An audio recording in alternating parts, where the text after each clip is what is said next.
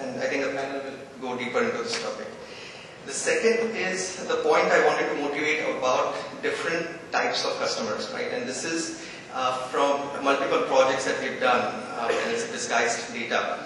What you see on the left side is the percentage of accounts by AQB, starting from 0 all the way to 1 lakh and more AQB, average quarterly balance in the savings account. And that's a distribution of the accounts. So you see 75% of the savings bank accounts are less than 5,000 rupees AQB. And only 25% of the savings bank accounts are more than 5,000 rupees AQB in this example. What you see on the right side is the percentage of balances by AQB. And you see a very starkly different picture. What you see is that the 25% of the customers are maintaining 90% of your savings bank balance. So the question it raises is very fundamental.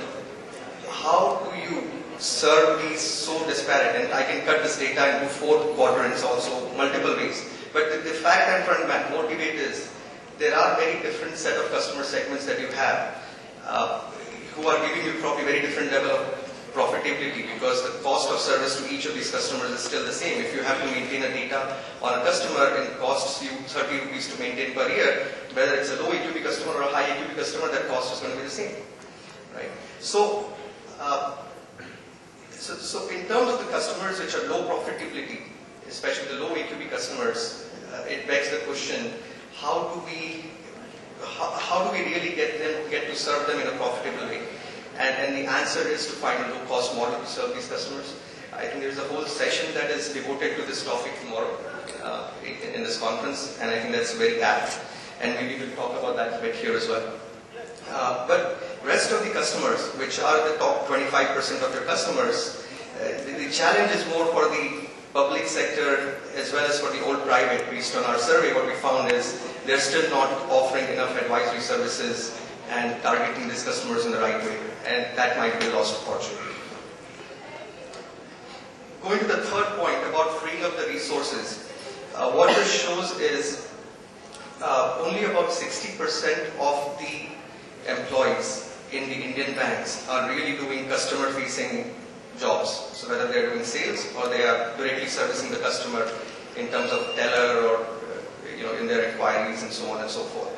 Rest of the 40% are, I don't know, doing accounting, doing back office, doing admin roles, so on and so forth, opening accounts. The question is, what is the right number, right? And you look at the global bests and the global medians. Global best is 82% of the people in a bank doing front office jobs, serving and selling to the customer. 71% is the median. So we think that there is a huge scope for the Indian banks to really free up the resources, to use them more for customer sales and service. And the way you do it, I think, are the three sources in my mind. One of them being really leveraging your back offices well. In our report, we talk about the average size of the back office in India from 20 to 50 employees. Versus global standards of 250 to 750 to 1,000 employees per back office. So our back offices are substantially subscale, right? We are still doing things that we probably should not be doing. And actually, Mr. Chandra Kochar was talking yesterday about an example of some bank employee. When the core systems or the CBS was implemented, they were still manually keeping the records. There's no need to do that. So there might still be a lot of things which might be happening in the banks which actually don't need to happen. So a lot of work maybe needs to be relooked and the processes need to be realigned. Same thing within the branches. A lot of people still doing back office work within the branches, especially among the PSU and the old private banks. It can at least be reduced by another 15%. Large number of products, creating complexity, not just for the customers, even for your branch employees. At bank after bank, we have interviewed branch employees who probably don't even know 10-20% of the products that their bank offers.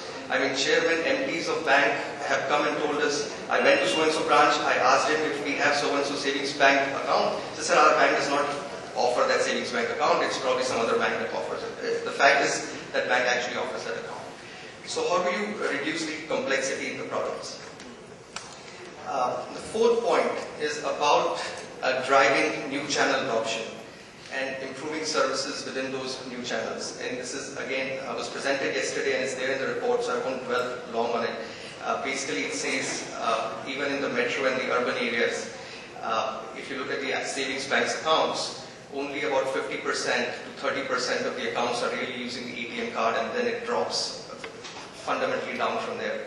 So how do you get to increase this channel adoption? And I think we'll hear from the panel what could the strategies for doing that. We talked about empowering the branch managers. I think they're doing a lot of non-value add stuff.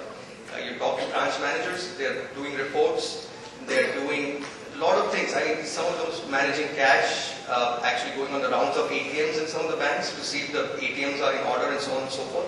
A lot of those things, I mean, takes them away from day-to-day customer service, right? So fundamental rethink of what the branch managers are supposed to do and to make them the local CEOs, I think it needs a drastic shift. And the last point, measuring the right things. Complaints, measuring and addressing complaints is not the right way, like when Mr. Kansale opened. We have to think about much more fundamental metrics of customer service, turnaround times, wait times, and so on and so forth. So, sir, I will leave with these 6 themes that I would request the panel to discuss. Thank you.